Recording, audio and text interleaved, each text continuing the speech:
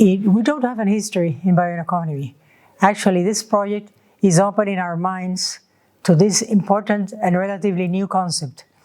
But Cuba has lots of things in our foundation, in our purposes, that have integrated things with bioeconomy.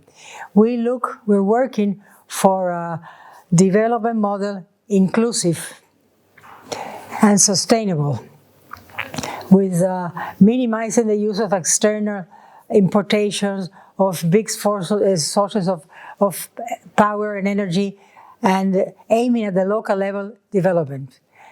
We are trying. Cuba was a very centralized economy, and since 2020 we're trying and we're working. There's some laws tending to look more to the municipality.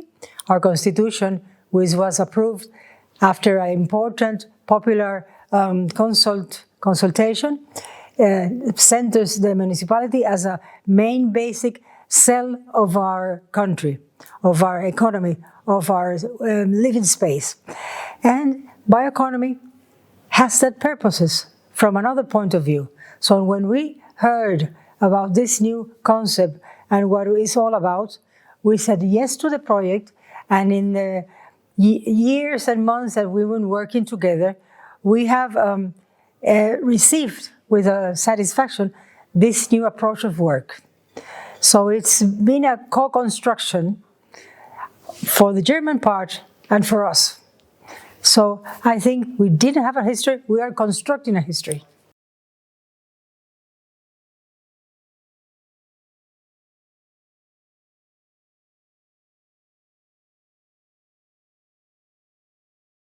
Our development model is based on inclusive, sustainable, with social participation.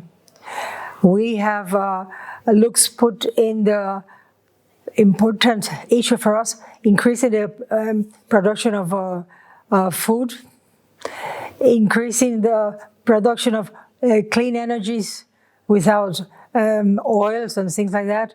We're working for the renewable energy. We have an important law that was approved May last year, 2022, of food sovereignty and nutritional education, not only to produce food, but to empower the people as to have an educational concept in the nutrition. And this law is very consistent with the approaches of the bioeconomy.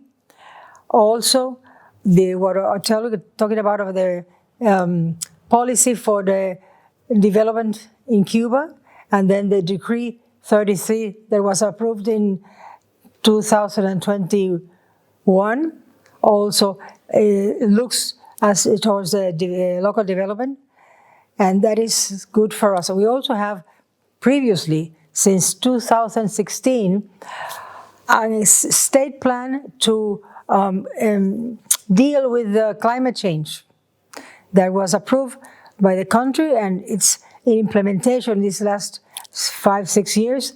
And when you see what we were doing, not integrately, but separately, this gives a very good framework to integrate. So that's what we say. We're constructing, building a policy, and perhaps writing recommendation for decision makers and so on to someday have a public policy in bioeconomy.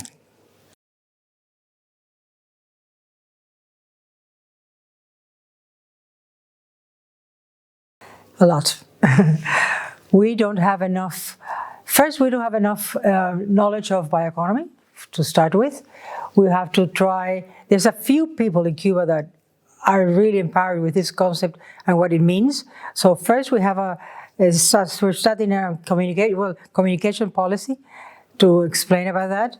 We have to build capacities in our people about this, but we have to build capacity in the local governments to really do what we are doing apart from bioeconomy. We don't have the governments prepared, all of them, to manage their municipalities alone. They were used to receive orientations, and what should I do now? what's the next step? No, now you have to create by themselves, so we have to build capacity in the local governments.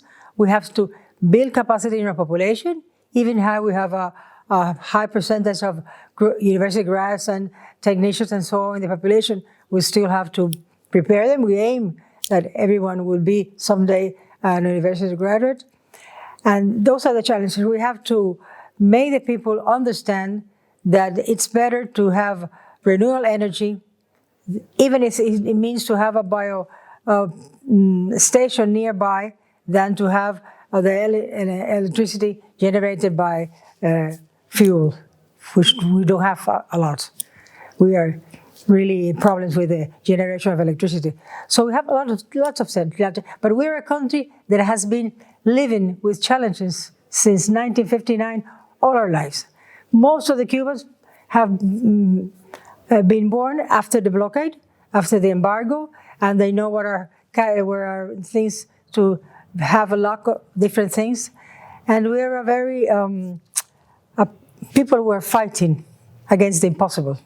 So this is a big challenge, but we can overstep it.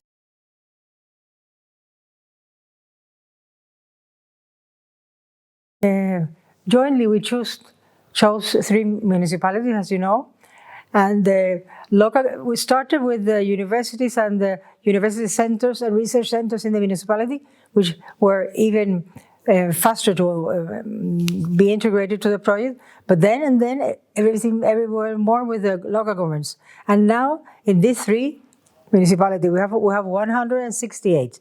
So in these 3 very small, they can talk about this. They can explain to their population why are they integrated in this Cuban-German project, what does bioeconomy means, what will be the advantages to embrace this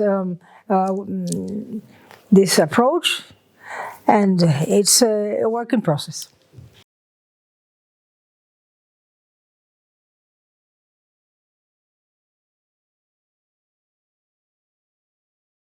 Oh, it's been very interesting. We have learned a lot from them, and I think you are learning from us, mainly the contact with the people. I mean, the working in local level has been very interesting for the German counterpart.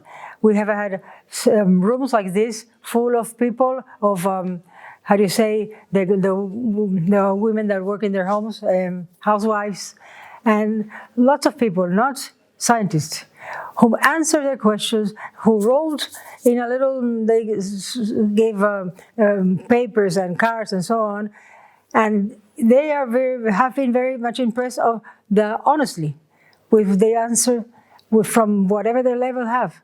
But it's been very interesting for them. Mostly, I think their experience, I didn't know if you asked that to, I didn't hear what he said, but I think they have learned from our experience in the municipalities. That's, for me, what they are learning most. We have learned a lot from them. That we hope this gets a second phase, because now we have to write the continuation of our proposal. We're here to write what we think should be the continuation of the project. We need more funding, so we're working for that.